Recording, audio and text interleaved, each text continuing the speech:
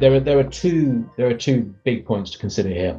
One is this interesting shift within the Islamist world, where suddenly all these different Islamist sects are suddenly less divided over theological questions, and suddenly they're more divided among Western political lines, left and right.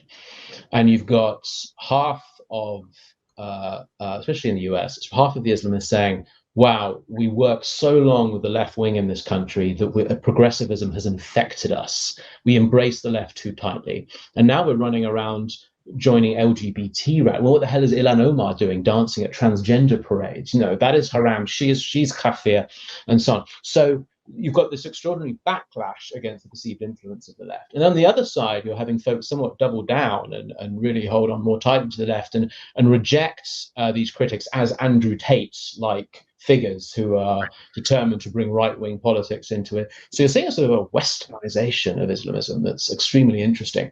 And oddly enough, the ideas are flowing a bit from west to east. We're starting to see this Western division now appear in other countries, even Muslim countries as well. So no longer are we importing radicalism from the east to the west. Now American Islamists are exporting it back to the east. And Andrew Tate and this division is part of that. I honestly think maybe that would have even been a better title for the show, The Westernization of Islamism. That would have been a good episode title, honestly. Right. And this is something we're following, super closely, because it's not just some abstract battle being fought in social media. This is being reflected in the way Islamism around the world is developing, in the way money is moving around, in the question of terrorism and radicalization. It's all there. But that's one half of it, is this extraordinary divide within Western Islam and Western Islamism. The other half is the growing willingness of the right to regard Islam not as a threat to their designs, but as a means to impose them. Or put another way, the right regarding Islamism as a bulwark against progressivism.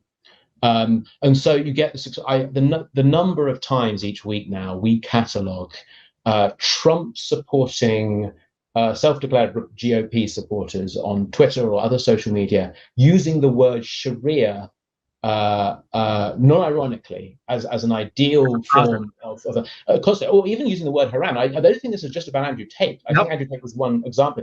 I think this is becoming genuine, and it started in the far right. We saw neo-Nazis converting to Islam. We saw them trying to make alliances with various Islamist groups. There was a federal case just last year of some neo-Nazis trying to work with Hamas, because who can't get on board, who can't come together to kill the Jews? And then there was some interesting admiration for the Taliban when they took over Kabul, and there was the rout of the Afghan army and so on. But it's gone past that now, and we're starting to see this seep into the mainstream. And this, there were warnings about this. I don't know if there's a book some of the listeners might be familiar with, as Michael Holoubek. Imagine that said in a French accent and in French. A French author writing a book, Submission. And he wrote this 10 years ago. And Holoubek has somewhat changed his opinion since then. But Submission argues this very point, that eventually the right will see actually Islam as a useful tool to push back against the insanity of what they regard as hyper-individualism, what do you want to call it, the certain GOP rhetoric or conservative rhetoric about the threat of the left.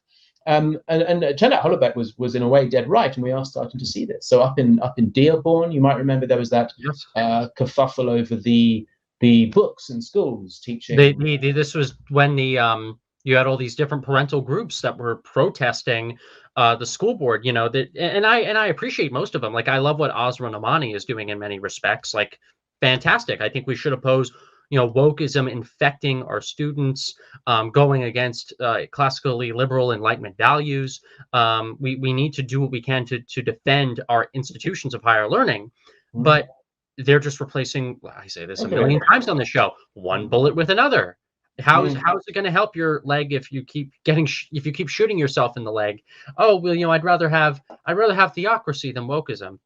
Oh, great, I'd rather take this one pill of poison that'll kill me a little.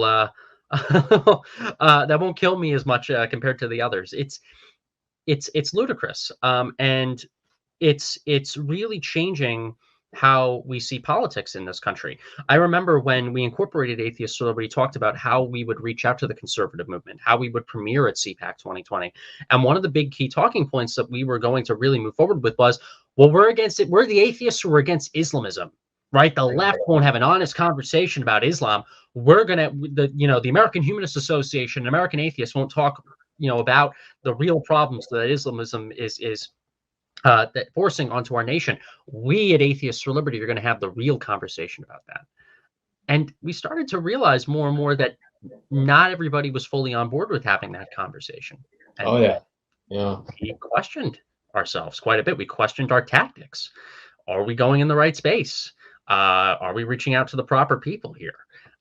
We were successful, but we definitely left CPAC, and we definitely left a few of these events, especially in 2019 and 2020 and 2021. This was before the whole Tate thing even became popular, questioning, the left-right divide